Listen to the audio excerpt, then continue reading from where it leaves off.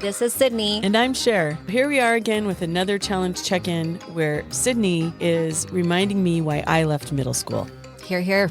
All right, AI Dawn, get us started. Welcome to the Blessed Are the Meek Challenge Check-In. But before we get into this week's challenge check-in, we will share with you a few thoughts that have been on our minds. Your mind, not my mind. Please leave me out of this.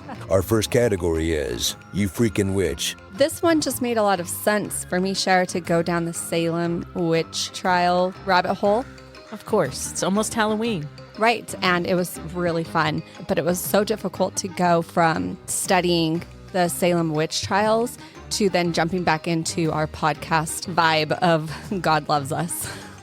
Yeah, that's a lot of emotions right there. But I was able to do that, which could make me a witch, because I could. Well, we all knew that before you went down this rabbit hole. Well, let me summarize this for you. I feel nervous because it's history and I learned it from a YouTube comedian. Also, I do remember a little bit from 7th grade, but I don't want your judgment or I will accuse you. So no judgment, Sher. Okay, I'll keep my mouth shut. But this time really is very fascinating. This started in 1692 in Salem. It started, some say because of political reasons, some say because of money, and some say due to rivalries of religion. And one dad, though, he said that it was just two hormonal girls that were preteens.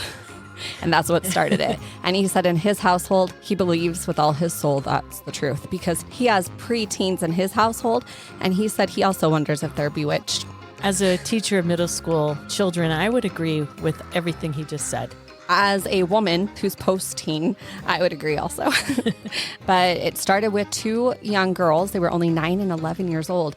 And then the accusing went on. In February, there was only 2 girls accused. And by March, there was 23 accused. They accused my aunt. Did you know that? They accused your aunt? Mm-hmm. I was going to ask you, I was going to make you confess in this podcast episode if you were a witch. I brought a witch cake. When I tell you what that is, you will be like, you're disgusting. But go ahead and tell me about this. A descendant. She was accused of being a witch and hung. That is my aunt. And I'm mad at these teen girls. Did you know that the hangings were not just like break their neck, but it was a slow strangle? I learned that. That's horrifying. Yeah, it was not a nice hanging. It was a bad one. That's pretty bad when you take something horrifying and make it worse. It was terrible. I wish I didn't learn that part. He went through in detail what it was. But here's what I really wanted to get at, because some people also said that they thought it was poisoned fields, the food that they were eating. They thought maybe that's why they acted out and that it had LSD in it. I just wanted to point that out because I thought that was interesting, but I don't agree with that. I think it's the hormonal teens and probably money. It's always money. But I wanted to really tell you about the ways that they did the test to find out if you and your aunt was a witch. I wonder how they found out she was a witch, Sher. There's different tests. I'll tell you about them. Okay. There's the witch cake. What they would do is take the urine from the accused and make a cake. Then they would allow a dog to eat it. If the dog acted off, she was a witch. There was the swim test that we're very familiar with thanks to Monty Python. If they floated, they were a witch. And if they sunk and died, they died a good Christian death. It's not funny. It's ridiculous. We should all question everything we do because this happened in our history. There was the prayer test. If they could say a good prayer, then they were fine. If they couldn't do a prayer, then they would kill them. And this is interesting because there was a reverend who was accused of being a witch, which I think that they were ahead of their time. It wasn't one gender. It was not gender specific. It was children and men and women. Good for them. And they're very inclusive. Forward thinking, progressive. The women got the most attention from it. So I think that they were definitely ahead of their time. Your aunts and everyone else who's passed from this probably does not agree with the humor of this. But I don't. I'm offended. My apologies. The reverend, though, that was accused, there were 5 people this day that were to be killed, and he was first. This reverend's last words were the Lord's Prayer. He said it with so much passion and purity that people actually really were like, something is wrong. What if they're not witches? And what if the witch cake didn't work? Like they started to think logically for just a moment, but then someone said, that prayer's too good. He's a witch. And they're like, yeah, kill him. And then they did. And then they killed the other 4 too. Isn't that horrible? That is horrible. I know. Follow that crowd right off the cliff or to the news. So why did it start? We decided it could be political, money, or two just crazy girls. But why did it end, Sher? Because the governor's wife was accused. And the governor said, we ought to stop this nonsense right now. And so she was off the hook, which leads me to believe she probably was the only real witch around. Probably. Or he was, because he stopped it. How many were killed, Sydney? I believe 25. Did you know, Sydney, that in Europe this was also going on as well? They were going around rounding up witches, and in Europe they killed somewhere between 200,000 and 500,000. How do we not know about that as much? Maybe it's because we live in America and not Europe. That's a polite way of putting it. The next category is the pre-challenge check-in. One of our challenges, Sher, was to look up the cockatrice because I can't get over it. And just in case people didn't, I thought I would quickly go over some of the information about it.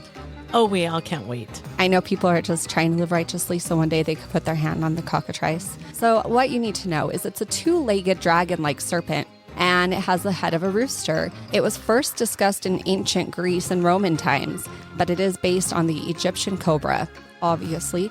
Its powers are said to kill people or destroy all plants and animal life with its breath or a look.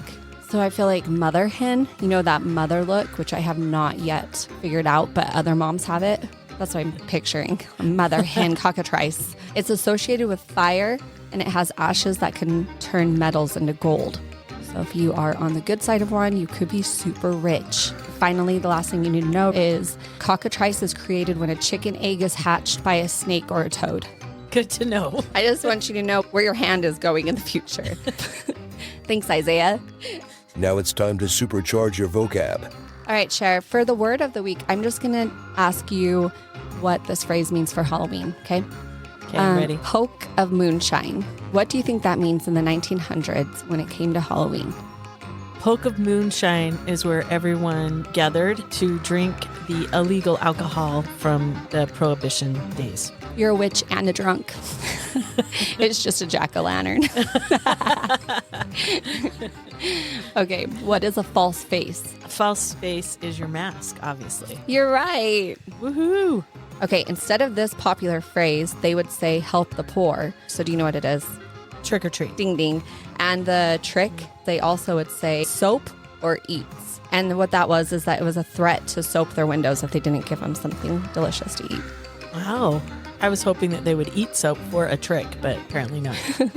Well, now that we've gone over lots of witchcraft and cockatrice and words that don't matter, let's jump into our challenge of the week. Our challenge this week, outside of looking up a cockatrice, which you now don't have to do because I provided that for you, was pray to be more meek. Did you do it? I think I tried to be more meek. I think you were pretty meek with letting me say the stuff that I say on here. That's pretty humble of you. Well, you are first in Sydney and Sher, so I guess that means you're in charge. It's just alphabetical order.